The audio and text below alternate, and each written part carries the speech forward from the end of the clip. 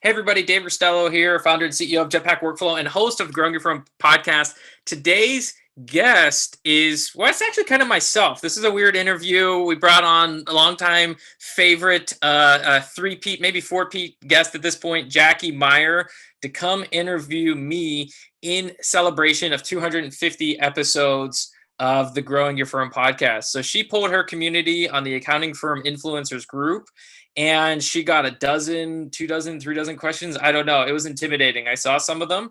And so if you haven't, followed Jackie Meyer, she is an industry practitioner, thought leader, entrepreneur that does many things for the accounting profession. So she has her own firm. She has Tax Plan IQ. She runs communities and coaching groups and a whole lot more. But I'm excited to hand over the golden microphone, if you will.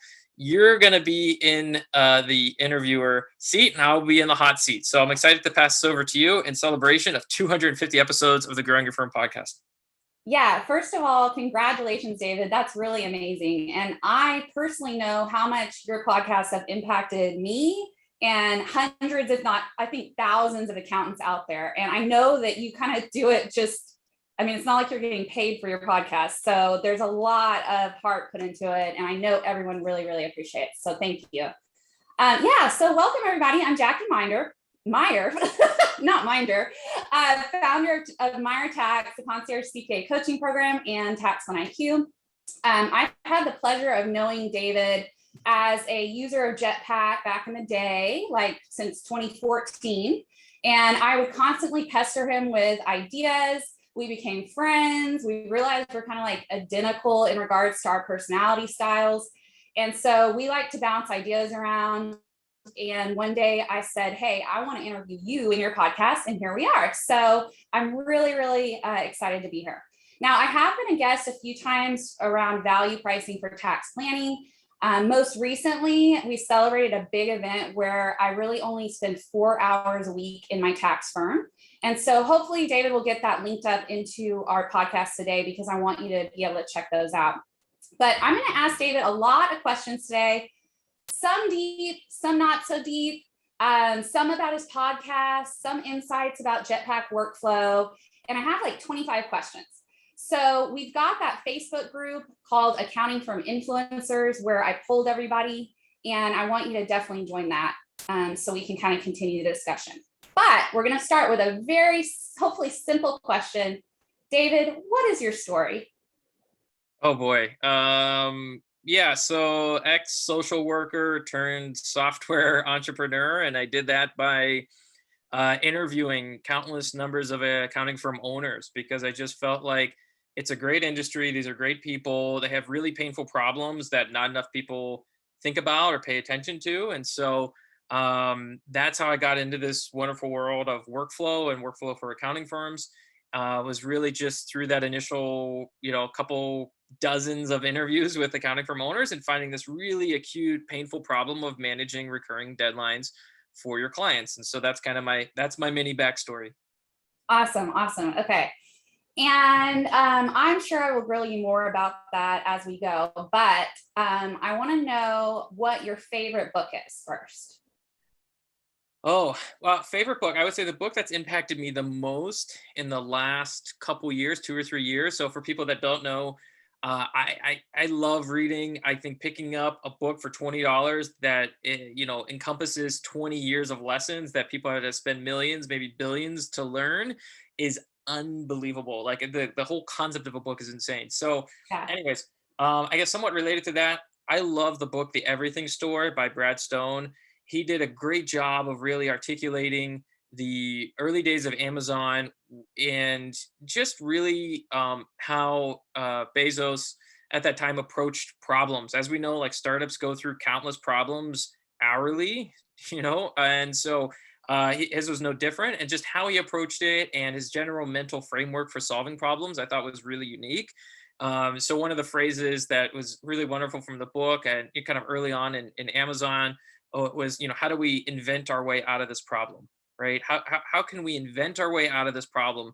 And it was really, fascinating to see just how A, customer focused, and then B, innovation mindset focused he was since the earliest days of Amazon. And you can read it in his shareholder letters as well.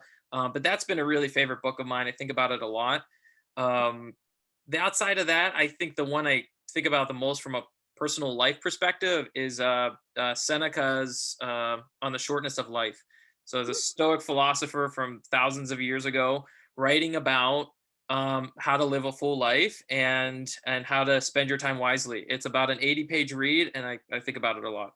And it still applies probably like exactly to this day. Yeah, I mean, there's this great phrase I heard the other day. It's like, you know, the older the problem is, probably the further back you want to read about how to solve it, right? Mhm. And so, how to use your time wisely and how to guard your time and your day and your mindset. It's like it could be written, yesterday. It's just as applicable. The things that people have struggled with is very similar. Environments could change slightly, but our human nature doesn't, and so it's a really impactful read. Yeah, awesome. Okay. Now, I have to read both of those. I think I might have seen the second one, but I have not read the first one whatsoever. So I'm definitely going to check those out. I bet our listeners will want to do that as well. So one thing that we kind of had in common over the last several years is, we are parents of young children. You have a what, 3-year-old at this point? 3-year-old, yeah. Yeah. So how has being a father kind of changed your perspective on life? Well, I think it definitely turns down the dial at work. Uh, Yes. I'd agree with that. you know, pre being a parent, it really was everything in support of my work and the job. It was really like, okay, do I need a vacation? No. Do I need it to rejuvenate for work? Okay, maybe I'll take one. Right? It was always in support of that goal, and a lot of decisions were made around that. And just becoming a parent, it dials it down, and that you have different priorities now. Work. It doesn't mean work is not meaningful or important, but like Sure. my gosh, like son is everything, right? I go on vacations for him. I don't go to rejuvenate, as any parent knows. When I have small kids, like Mhm. Oh, I go no. to him to experience it, but I do think it also helps with I would say stoicism with parenting works really well, because it does help me, when I, turn off the computer when he gets home, 5 or 6 o'clock or whatever. Um, I really unplug. I try not to, I try to just hang out with him and have fun. He's only going to be this age once, Mhm. you only get so many summers with your kids. Yeah. You only get so many moments with your kids. And I don't think there's any, like, you don't have to go to an amusement park every day to have meaningful moments with your children. And so I think it's just a good disconnect from work, and it's really helped me just kind of feel like balance, even though I don't like the word balance out my life. Right, right. Yeah. I mean, this work-life balance is kind of like all like craziness, but Oh, I think, it doesn't exist. Like, I don't like yeah, that. Like, exactly. It's just whatever you make of it, and everyone's going to be different. But I know for me, another aspect to that, which is probably similar to what you're explaining, is that it kind of really puts your priorities in perspective, and it makes things that might have made you really upset about the business world just a little less like upsetting, because you realize how important like your child is and your personal life is, and everything else kind of just becomes a little less like intense, right? And I think that's good for people, because this whole workaholism thing is really hard on some of us little entrepreneur types. yeah. um And I could just speak like, for my son, he doesn't really care what I do for a living. I mean, he maybe okay. will when he's older, but ultimately he's not asking me to like go launch companies or do things. Like, he just wants somebody to be like present and like mindful and like generally in a good mindset, a good nature. And so I also try to be acutely aware that, like, he is not asking for my work stress, so I don't try to give that to him, right? So Oh, for sure. Yeah, no, that's an awesome comment. I love that. Okay, so kind of along those same lines, this might be personal or it might be professional, but what do you think you're most proud of today? oh man. um I would say that's a really tough question. I so the thing that comes to mind is just the fact they were able to get Jetpack Workflow off the ground. Like, you came on board super early, and I was, again, ex social worker. I don't have a tech background. I didn't have like a, uh massively wealthy family member give us the first, you know, here's 500K, go build something. It was really odd what we ended up doing. Yeah. And I remember even telling people early on, hey, this is what I'm thinking about doing. Life, work meaning is all about solving painful problems. I'm going to go out and find a painful problem. And we're just going to like try to turn, these folks into like, workflow superheroes, and we're going to have a whole bunch of fun with it. And they're like, it's highly unlikely, right? So I'm just proud that against every piece of logic, we were able to get it off the ground and kind of do so in the way we did. Yeah, for sure. I think that's definitely something to be proud of.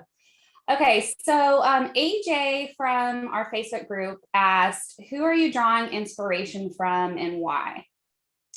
Yeah, so I will say some part of this question changes depending on the season of life that I'm going through. Um, I'll give you a couple of business ones. So obviously, I'm a fan of Bezos. Like, I think he's just a really sharp business thinker, really sharp writer. If you've read his shareholder letters, and so even though he's retired and flying around the earth in a rocket ship, there's still a lot to, I think, be learn from and be inspired by through his shareholder letters. I'm less involved or less understanding of what he does in his personal life, but I say from a business perspective, just a phenomenal thinker. Mhm. I've also recently been inspired by Howard Schultz from Starbucks, and just the journey that Starbucks has gone on, from a 1 to 3 person store to now, goodness knows how many stores they have worldwide. And he wrote this really wonderful book called Onward about the 08-09 financial crisis and repositioning Starbucks for the kind of the next decade of success. And it was a really fun read. So that was exciting. Um, and yeah, so those are maybe some thinkers. Again, I'm a big book nerd, so that's Yeah. like that's what I think about. Awesome. Awesome. Yeah, for sure. Okay. So you kind of already answered this question, but Kirsten asked what drew you to this industry and what makes you stay. And if you were going to talk to your 8-year-old self, would he see you where you are today? And what advice would you give that 8-year-old boy? So that's a really loaded question. So just kind of go for it. Okay, so what drew me to the industry? Look, I was kind of talking to and working with a lot of different industries, or a handful of different industries prior to accounting. So no offenses other industries, but like I was talking to dental practices, I was talking to law firms, dry cleaners for a little bit. And I don't know, there was just something so like impactful yet humbling about the accounting profession that was really fun to work in. Like I it's just like God, the impact on the front lines of accounting is really, really important for the health of communities and small businesses at large. And it's a very like humble profession, which I thought was, just, if you're gonna spend time around people, I think spending time around like humble, impactful people, it's not a bad way to spend your time, right? And so I think that's what kind of drew me to continuing to interview with the profession. And then I think what keeps me is just the really painful, weird, nuanced problem set that we found ourselves in. Like the logistics of managing knowledge workers, of managing, accountants and bookkeepers and payroll providers, and making sure they all get their client work done on time and clients are happy. It's actually a really challenging Rubik's cube of sorts. And then you pair that with, changes in client collaboration, changes in AI and machine learning, changes in kind of API capabilities and automation capabilities. It's kind of a really fun time to kind of be in this industry, kind of thinking about this problem. I used to talk a lot about how, if you're running a hotel and you don't have a hotel room you use, like, okay, you try to run deals or discounts, but you have like 200 hotel rooms. If one doesn't get filled, you try to maybe run a deal, maybe you don't. You have an airplane, you have 100 seats. If you run an accounting firm, it's like you have 10,000 hours to manage in a given year. And not that every hour has to be fine tuned perfectly, but you have a lot to manage even as a small firm owner. And so you have this huge logistics puzzle that I think's been kind of underappreciated overall in the industry. So I think that paired with all the changes in the technology landscape is kind of exciting for the future of workflow and the future of this industry. That's really cool. I've never heard you say it like that, David, and I really like that. I think every listener is going to be very even more humbled by that. A lot of people don't want to deal with accountants, so it's cool to find people that actually like us.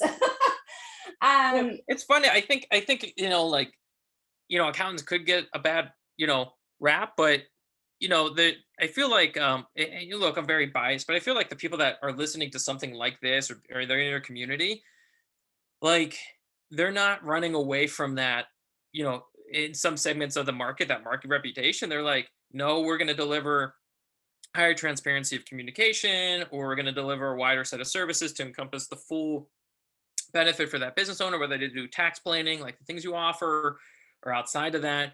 So I think, there's a lot of opportunity for people that don't run away from, like, yeah, we know some people don't want to talk to their accountants.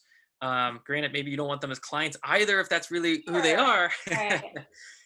But I think, accountants should really feel more empowered to do these types of things. Um, Cool. Okay. So we're going to switch gears a little bit because I want to make sure and ask several questions about your podcast since we're at the 250th episode.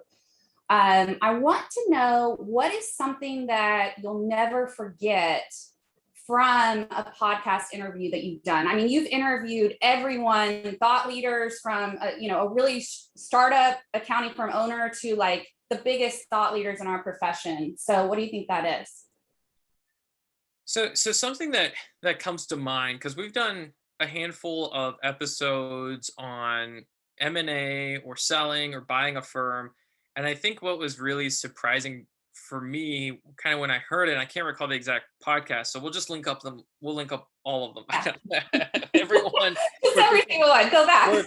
where people are buying and selling a firm. But look, everybody sells their firm at some point, and it's either planned or unplanned, right? And I think the people who plan so that was just one of those objective truths. Like we're not on this earth forever. At some point, somebody else is going to run this organization or run this firm or run this business. And it's like, wow, when you hear it so like objectively like that, doesn't mean you have to sell it tomorrow. But starting to think about that design, I think was really, really interesting. Um, yes. Cool. So like Orrin Wilson, our bud Orrin, we have little brainstorm meetings all the time too. He buys a lot of practices. So I don't know if it might have been one of those episodes, or I'm not sure. I can't think of others that are big on buying, but yeah, you've done a lot. Yeah, so we'll link up with Orrin Wilson because he's buying a lot. We have one that's coming out around the time of this posting. Somebody who acquired 6 accounting firms. We had John. Oh yeah, that's my coaching student, Yeah, Gwyneth. Yeah. yeah, and we had John Warloo, who's the author of Built to Sell, come on recently as well to just talk about that process, kind of more generalized for client services, but he definitely has a growing accounting community as well. And so it's like there's a lot of planning and thought that goes into many parts of the business, from sales to marketing, technology stack, obviously team management, but less so on the exit strategy or succession planning. So I thought, every time we do an interview around that, I always, am surprised by some of the takeaways I get. Okay, awesome. And what would you say that's probably your favorite interviews, or what would be like is there a standout interview that you're like, wow, this was just so great, whether it was just more fun or, something about it that was unique? Yeah, not to give you a non-answer, but I'll give you 2 answers. One, I obviously love doing our interviews because, and I'll extract that to a kind of a macro concept. So the reason I think our interviews are so fun is obviously you're very open about your firm and how you run it and the lessons you've learned. But those are the best interviews, is when somebody has gone through something.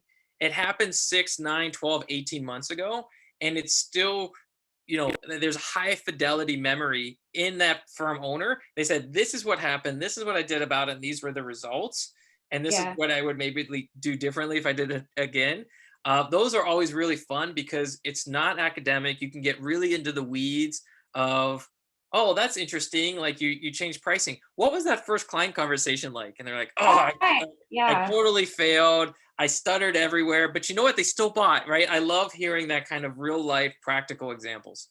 Yeah, that's awesome. Yeah. And I think like my firm kind of like grew up, like it graduated on your podcast. And it's really neat to like go back and hear when I first did value pricing conversion to like 3 times eating that practice and then now going like the 4-hour work week. It's so cool. So I definitely really appreciate like all the insight that you bring out of people when you're doing the interviews. Okay, what would be your biggest lesson learned from working with accountants? Oh goodness, this could be like book number 2. I feel like maybe like the second book. If there's one, I'll kind of give a abstract comment, but I'll try to dig into a more practical one. But it's something a little bit like I said earlier. Accountants have so much more power than I feel like they realize. Like Hmm. it's just unbelievable the amount of potential and impact an accounting firm can have. And if you are okay not doing things status quo or the same old, and you're constantly trying to push forward your firm on behalf of your clients, you are going to just run a fabulous business and have a major impact on your clients. And so if you're, for example, okay going into proactive work, going into advisory work, if you're okay, utilizing various technology tools to automate versus, just hiring butts in the seat to do it, if you're okay experimenting with your pricing, if you're okay thinking about marketing, you're not always going to rely on word of mouth and referrals. You're going to start to try like inbound marketing or community based marketing. I mean, the sky's the limit. I mean, it's just like, and then obviously, your journey and the interviews we've done with you is proof of that. Like, of if you are okay pushing yourself, it's not always going to be easy, but man, your clients are gonna just absolutely enjoy it. They're gonna love the value they're getting. They're finally gonna feel like they have visibility in their future. Which, I mean, Right. let's be frank, every business owner thinks about the future, not the past, right? At least the ones that are probably gonna continue to improve.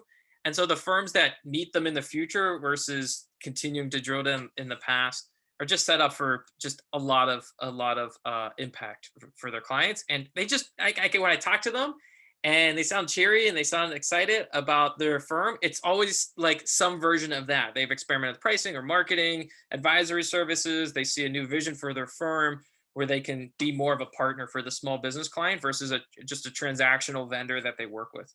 Yeah, cool. Okay. Yeah, I got into a little debate the other day with my friend on the accounting firm influencer group about like what the hardest thing about a tax planning practice was.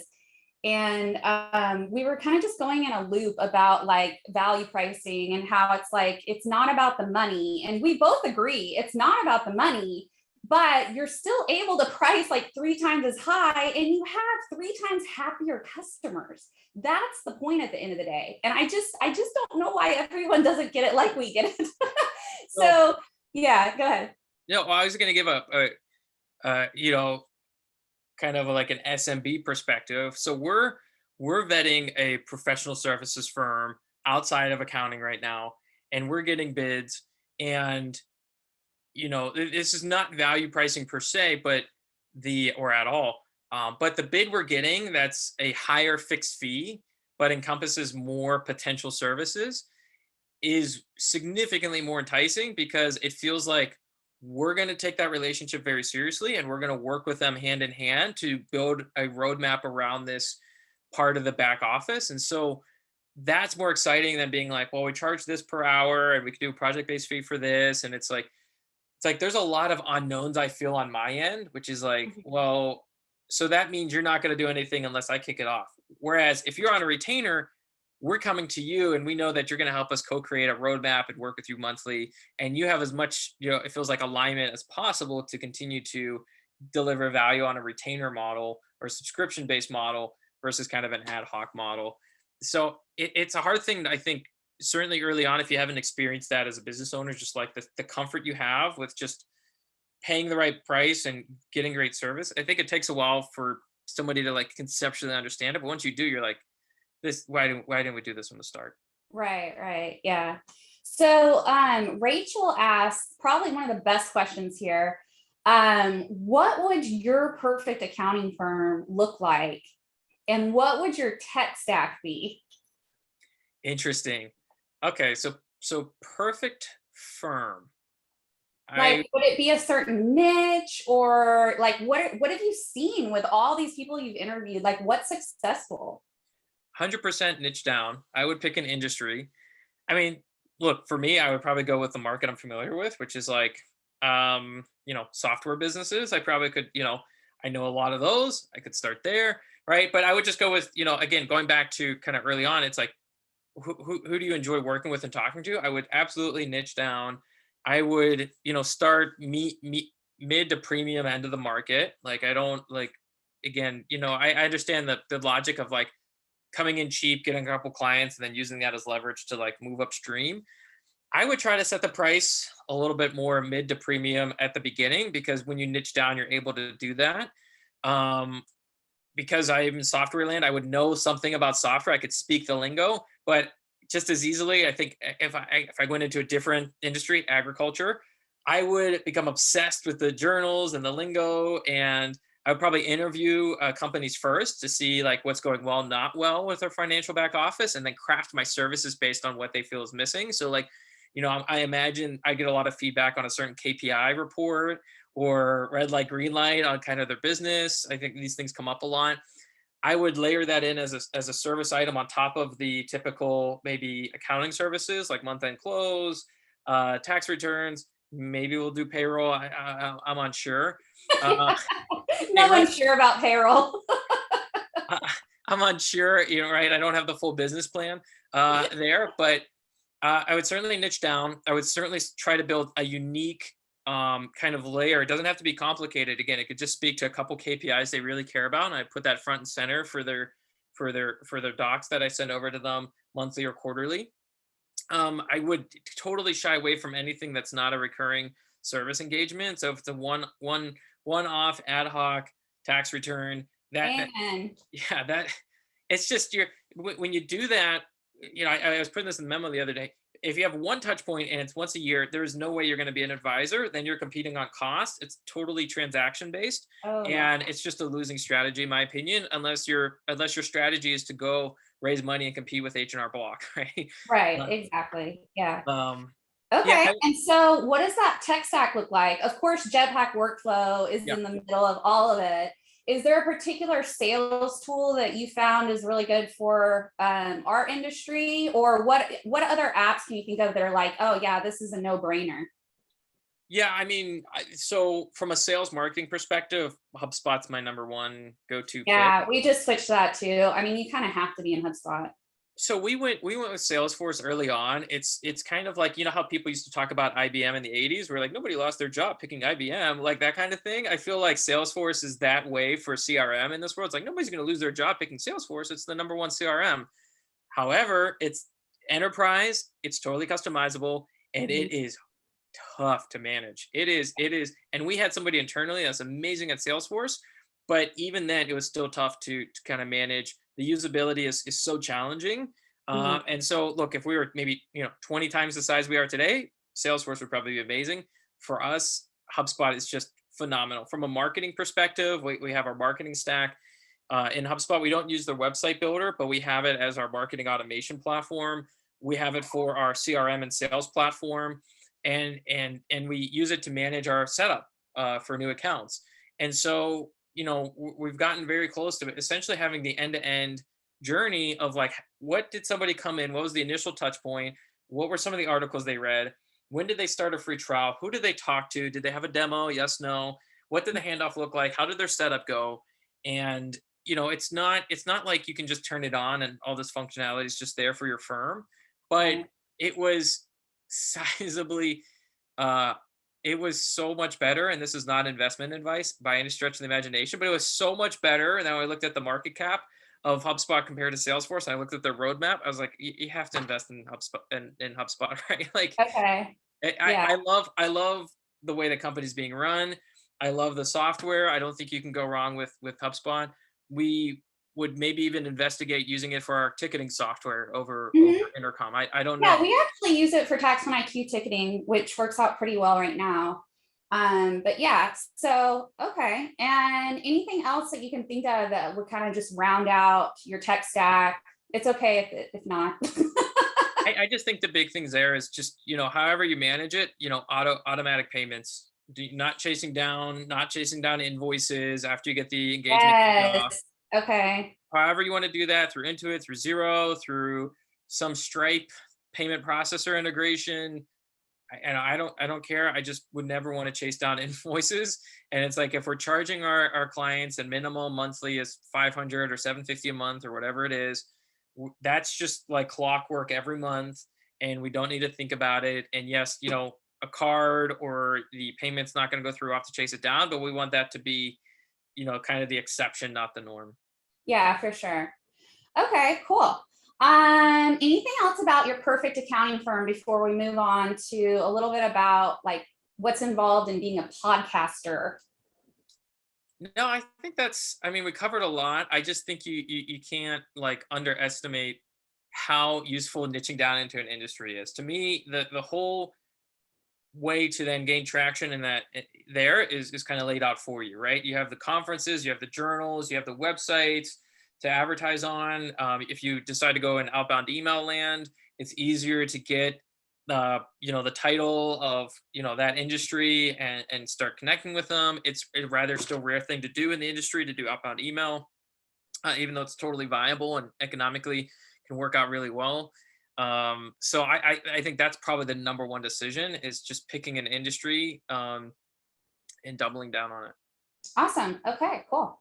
So, how much time is involved if someone was thinking about starting a podcast? How much time would you say is like involved for the average podcaster? And is there like a big lesson learned so far, like whether someone should do it or not do it if they're like making that choice? So the time commitment, I would say early on, my time commitment, it actually hasn't changed much with the contractors we now use, but it's kind of the time it takes to reach out to guests, which candidly is surprisingly easy. If you have a podcast that is a niche, like we look at conference speakers, we look at great people in our Jetpack community, or people we see in lists, and we reach out to them. We generally have great podcast interviews, and it works out really well. So outreach, we're not going after, Oprah, and we're not going after LeBron James. Like, we're not going after extremely hard guests like that have barriers and will charge us lots of money to be on our show. But we love our guests, and they're great, and they're easy to reach out to, and it works out well. So it's about the time it takes to actually do the interview. There's maybe 15-20 minutes of prep in advance of that, but as everybody knows, like, I like to keep the conversations rather organic. Mhm. So it's not like I have 17 questions prepped in advance. I want to explore the topic with the guests. And then, at this point, when we first launched, it was we would record it, we upload it to Libsyn, it'd be sent out to all the relevant podcast networks, and that was essentially it. We've since hired a contractor, I think, for low hundreds of dollars. They do the podcast write up, and then queue it up for the email to be sent out. So it's a rather quick system you can build out. I think the big thing is, somebody's thinking about starting a podcast. I like to stack things where it's like, highly probable you're going to get some value out of it, regardless of the financial income you might receive from it. And so, for us, it was like, as much as creating content for our website as it was learning about the industry and always having a pulse on what's going on in the accounting community.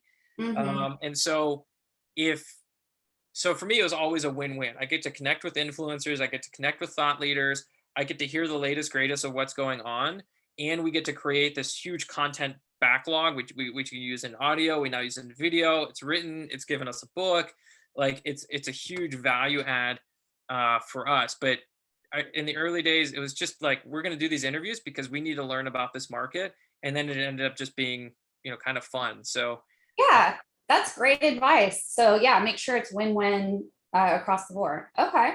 So, for example, not to belabor the point on podcast, but if you're starting your own firm and you niche down, you could start a niche podcast in just about any arena that you go into. And the thing is, it's hard to measure the effectiveness from a quantity perspective, because if you're like only have 100 or 200 listeners for your finance ops podcast for SaaS companies, right? This is not a big market, right, to run a podcast in. But who is going to listen to that podcast is probably your like perfect dream client, right? Like they're gonna Right. love that episode. They're gonna be like, I love that episode where you talked about different SaaS dashboarding tools. You know, you looked at ProfitWell, you looked at Barometrics, you looked at ChartMogul, you talked about the relative differences and which one is your favorite and why. Like that was so helpful when we were deciding what our own dashboarding tool is going to look like, right? And so, you know, those 10 listeners, you know, 3 of them could just be phenomenal clients. Yeah. And that's why I think picking the niche is really important, because if you're curious about that niche, doing a podcast could almost be pretty easy to do. Okay, yeah. So target your target market. Okay. So Greg O'Brien, who's also been on the podcast, and he's a coaching student of mine, he's very successful with his still kind of a startup firm. Greg's great. He asked, what is the next big trend that you see coming in the industry?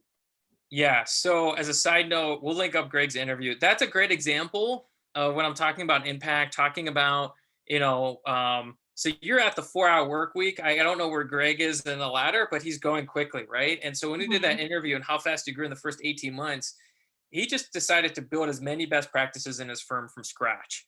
Yeah. And, you know, so anyways, that's a great firm to look at and follow. I think Greg's going to do great things. Big trends. So I think there's 3 big trends. The everything as a service trend is not going anywhere. So I had Ron Baker on, and he talked at our summit. He's like, lawn care as a service, dinner as a service, clothes as a service. Everything's a subscription. Everything's a service. Porsche as a service. You can now spend, I don't know what it is, $3,000 a month and drive any Porsche you want for as long as you want, for whenever you want, and you can switch out your Porsches. Yeah. Everything as a service is not going. I think that trend's going to continue because it builds predictability for the consumer and the buyer. And so I think the more things you build into as a repeatable line item in your practice, a repeatable service, is going to be a huge benefit for the industry. Some tech heavy ones that I think are kind of exciting. So predictive analytics, I think, is gonna reach some really exciting places. We're kind of seeing, you know, some glimpses of that with like, you know, maybe some cash flowing utility that we see in some of the big players and how they're trying to help you get smart forecasting. I think for workflow, it's like smart capacity planning, smart client, you know, profitability or assessment, helping you, you know, understand future hires, or if it's not future hires, because I think we all go to, oh, I need to fix this by hiring somebody. Maybe you need to work on your turnaround time, right? And so like, I think software needs to get to a point, technology needs to get to a point where we have a large amount of data. How do we surface this to the firm owner in our case to make better decisions, faster decisions, so we don't have to export everything into a spreadsheet and do manual analysis? Like this is the premise behind Tax Plan IQ too. Like let's get away from spreadsheets. Let's do something a bit smarter, Yeah, for get it sure. in an interface and surface insights. And then, sorry, final one is automation. So Okay. I think we have, you know, level 1 integrations between software right now, which is pretty much, you know, sharing in many cases on our industry, like client information. I Mhm. think we need to see more things at a kind of a deeper, you know, to use Jetpack terms, like task level, Mhm. where I think there's still way too much manual updating between tools. And Okay. Yeah. some people will solve that by creating all the tools in for their platform. And I've just countless times, and I'm not going to name names, but we all know ecosystems or platforms where they do it all, and you hate it. There's things that it's very clunky. You don't get best in class.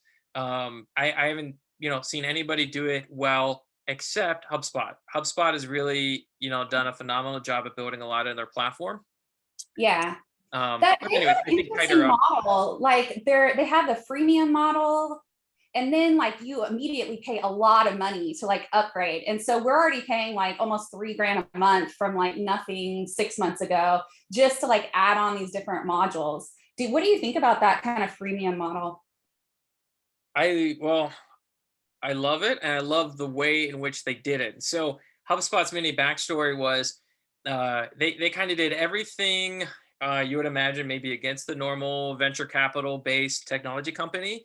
They weren't based in Silicon Valley. They had 7 co-founders. They were all MIT MBA graduates, which actually venture capital has this like negative connotation with MBAs. And they Okay. started from day one saying, we're going to build the whole marketing stack for mid-market companies, even if we're not best in class for each one. And they actually ran into a sizable amount of churn, right? Not surprisingly. And they Mhm. had to spend about 3 years rebuilding their core platform. They acquired a couple companies. They've obviously raised a significant amount of capital. And so I think they did a great job of fixing that. But why I like their freemium place so much is because their marketing platform had reached a place of maturity where it was a really great product. And they wanted to enter sales tooling and sales software, and CRM is highly competitive. Everybody wants to get into CRM. Everybody needs a CRM application, and so they looked at Salesforce, and they looked at Zoho, and they looked at big players, and they go, well, how are we going to enter this market with a wedge that gives us some competitive moat? And they actually did this attempt. They launched 3 or 4 things trying to find the wedge that they were going to build. So they had a couple failures for about 2 years, or Mhm. they would call them experiments. They tried it, didn't get a wedge, and then they stumbled upon this like free wedge, which would be if you downloaded their HubSpot, I forget what it's called, you could see if people opened your emails or not. And that Mm. was the initial kind of uptick in saying, okay, we've latched on to a go-to-market thing in this freemium tool. Now let's build up the paying technology stack. So their freemium was they built it after they had a really stable, strong core platform. They Hmm. used their freemium as a go to market. So instead of paying ad dollars or trade shows or sales teams, they said we're going to build distribution through a freemium tool. Mhm. It took them 2 years to figure it out, but they did it, and then they built up from there, which I thought was really smart. And now they've built, like you said, I think freemium across every entry point in their Mhm. suite because it's delivered such great value. But what I like about that is they didn't start there.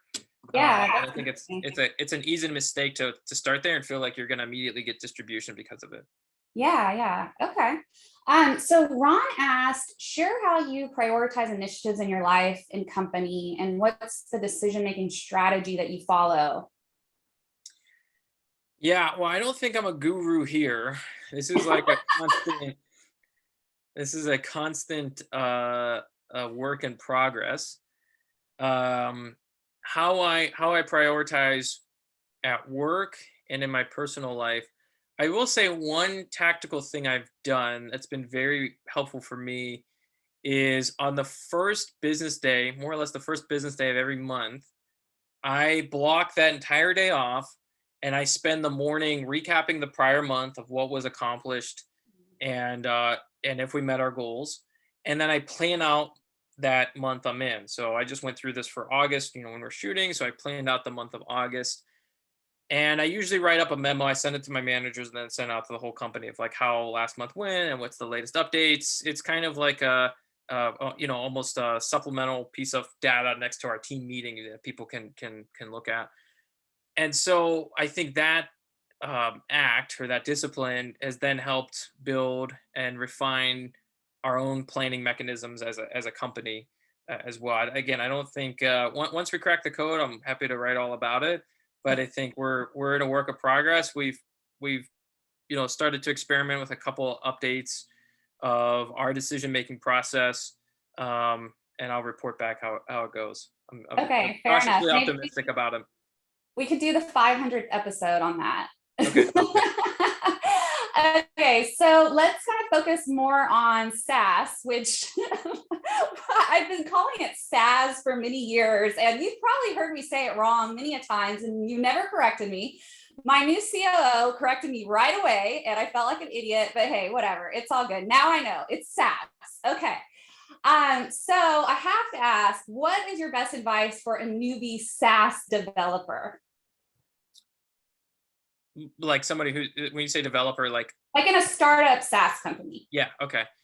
Uh, cool. Best advice. I mean, it's gonna sound really redundant to like the accounting firm advice, but I do think it's like, you know, the more clear you are on the exact customer you feel like is going to benefit the most from the product, I think that's a huge advantage to start out with. I think for us, the fact that we said, look, it's accountants, it's accounting firm owners, bookkeeping firm owners, like that's, who we're talking to.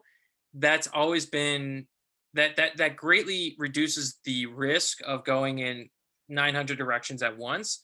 I've seen a lot of companies that are kind of unsure about who their market is, but then they're also unsure if they have the right solution.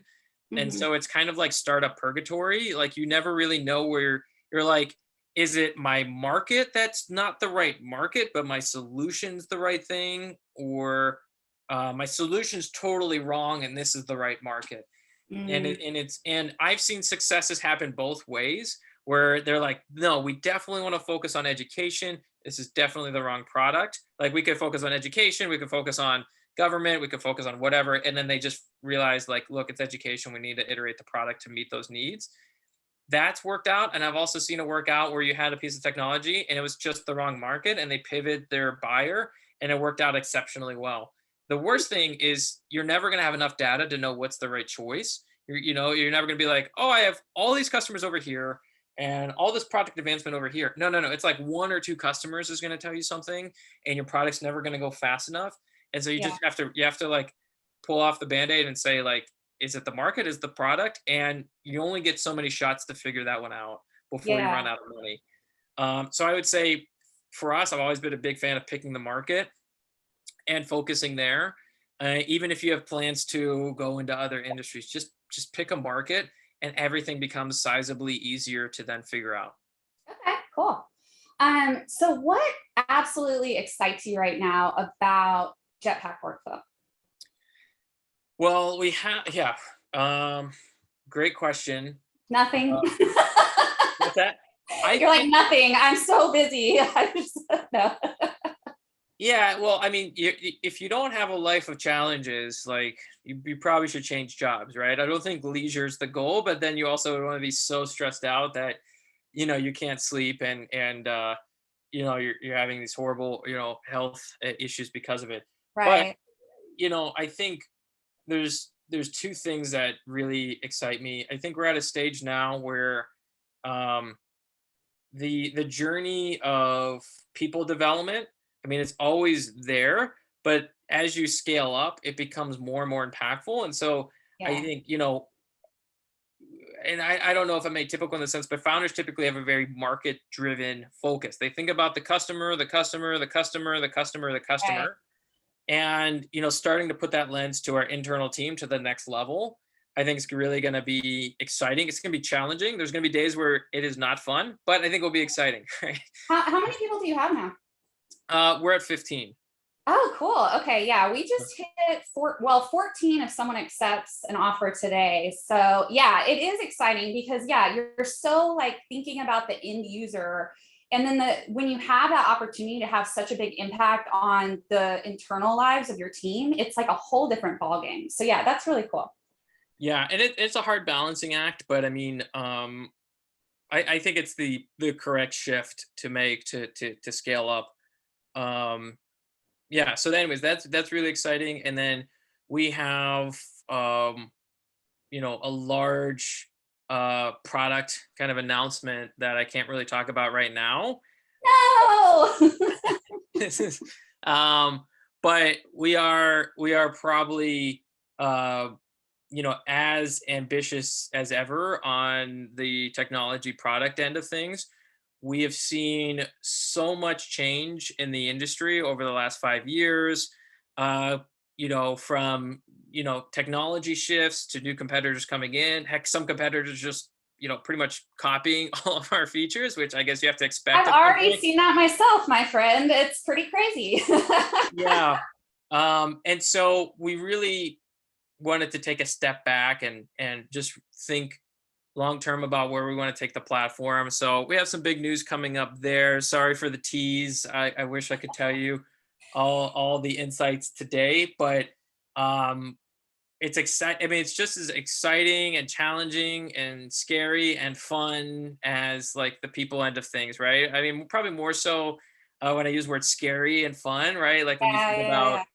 building product and innovating on product. But very excited for that. And yeah, more news to come on that Ooh, front in the future. can't wait, can't wait. Yeah, you taught me actually as a Jetpack Workflow user, don't ever like promise when the news is going to get released or like when that feature is going to come on the roadmap. And I totally get it now. Like there's so many different things you're juggling all the time. There's no way that you can you never want to overpromise and underdeliver, right?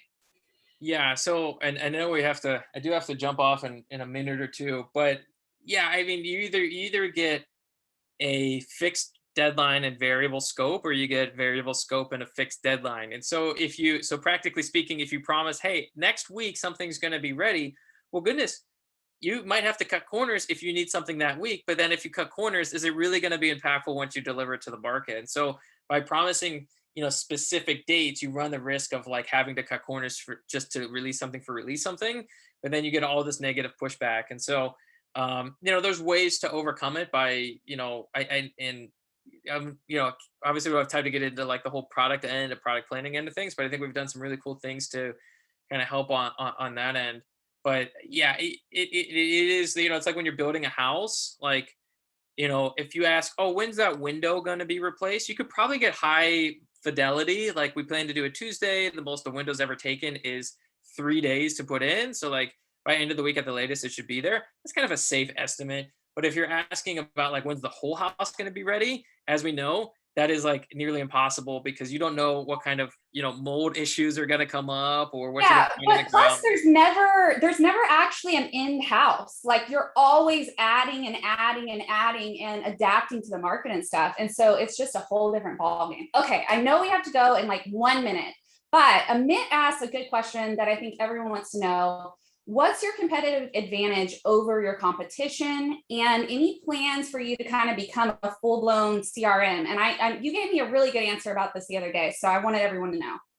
Yes. So competitive advantage, why people would typically choose Jetpack Workflow over any and all alternative, including staying with spreadsheets, which is a real alternative.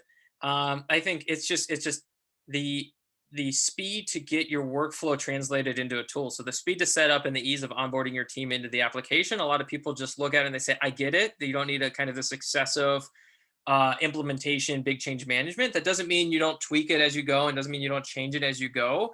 But I think there's tools out there that are obviously more challenging to set up. They might, excuse me, Mhm. give you more customization. I mean, it goes back to like the Salesforce v HubSpot. Like Mhm. Salesforce, I don't know all the bells and whistles. It can definitely do anything you absolutely could want from that tool. You can do it. The setup is a lot longer. I love HubSpot because there's a lot more things just out of the box that start working. Yeah. From a generic task management perspective, like Monday can do everything.com. It can do everything under the sun because you can customize it and program it. Asana, I think, is really simple and straightforward to use. So anyway, so people that use us, I think their speed to get set up, the speed to get everything out of their brain into a tool and automate the recurring deadlines in a way so nothing's falling through the cracks is really why people adopt us very early on in their journey. And sorry, what was your second question before Oh, the full blown CRM. Yeah. So the kind of operational mindset in me would need to understand exactly what he means by full blown CRM. Exactly. Saying a do-it-all tool, and you've already emphasized that the do-it-all tools don't do anything that well a lot of times, right? Yeah. So I'll say like on the CRM, I am less interested in building a tool to help people make sales because I think there's a lot of great tools that are great sales CRM tools. And we don't want to be like the 19th one that can help you do that in a really suboptimal way. Visualize your sales pipeline and plug in with sales distribution channels. I do think customer collaboration, client collaboration, bringing clients into the fold of what you're working on, gathering materials from them as a means to make sure you get your client work done on time is really important to me. So that's why I was like, there's a bit of a nuance there. So Okay. Yeah. That totally makes sense. Okay. So we have to wrap up for today. Thank you so much for letting me quiz you about all of these crazy random ideas. I hope that we met everyone's expectations in regards to the things that we could talk about. Again, thank you so much for everything that you do for our profession, David. I know we all really appreciate it. And the Growing Your Firm podcast, Jetpack Workflow, and definitely wish you many, many, many more years of success. And I hope that I'm part of that as well. So for our listeners, please help us continue this convo in our Facebook group, Accounting from Influencers, where David and 5,000 accountants are hanging out, talking about cool stuff every day. And that'll do it. Thanks so much, What's Jackie. your Yeah, sign off, David? we went through a lot of links as always. Jetpackworkflow.com/blog. We'll link up the community. We'll link up your past episodes. We'll link up Oren's episode and Greg's episode and everybody else's. If you enjoyed this, leave a review. And Jackie, thanks again for taking the time. Thanks so much. Take care.